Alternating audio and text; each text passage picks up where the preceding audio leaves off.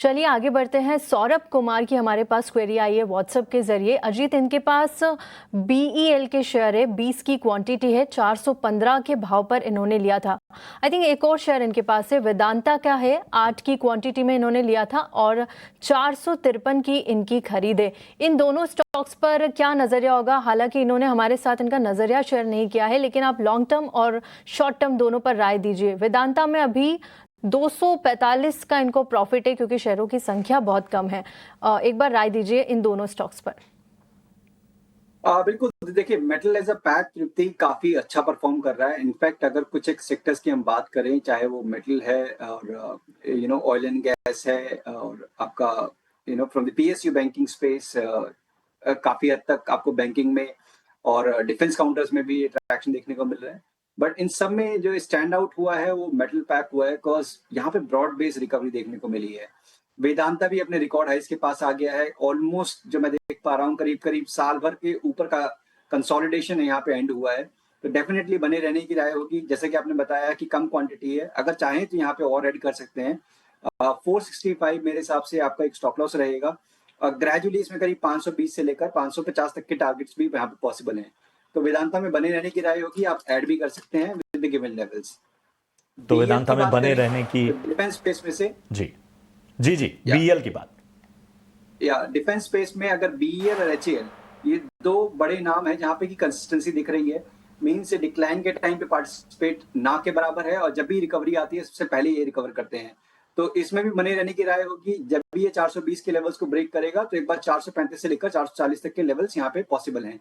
तो 390 के stop loss के साथ बीईएल में भी बने रहने की राय होगी।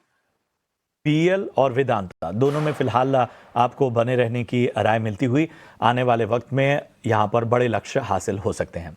ये कान्हा अग्रवाल जी को जोड़ते हैं अपने साथ, हमारे साथ इस वक्त फोन लाइन पर बने हुए हैं। कान्हा अग्रवाल जी नमस्कार, कहाँ से बात कर रहे हैं?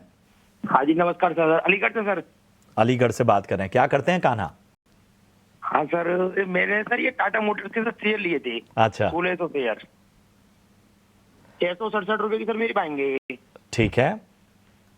हाँ तो अब क्या लगता है, मतलब टाटा मोटर्स में आगे मतलब ओके, क्या रेट रहेगा, मतलब कहाँ तक जा सकता है शेयर? ठीक है ठीक है। इसको थोड़ा सा अलग तरीके से, पूरे ऑटो पॉकेट में ऑटो सेक्टर और टाटा मोटर्स, इनको एक अलग तरीके से देखना होता है।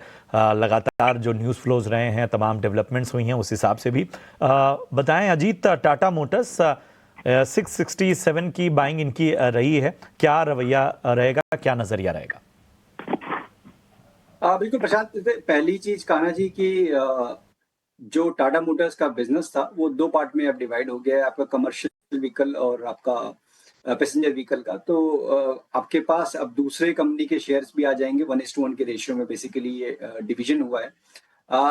अभी आप देखेंगे तो पिछले करीब साल भर से अगर मैं कहूँ तो under performance no doubt Tata Motors में ज्यादा रही है within the auto pack.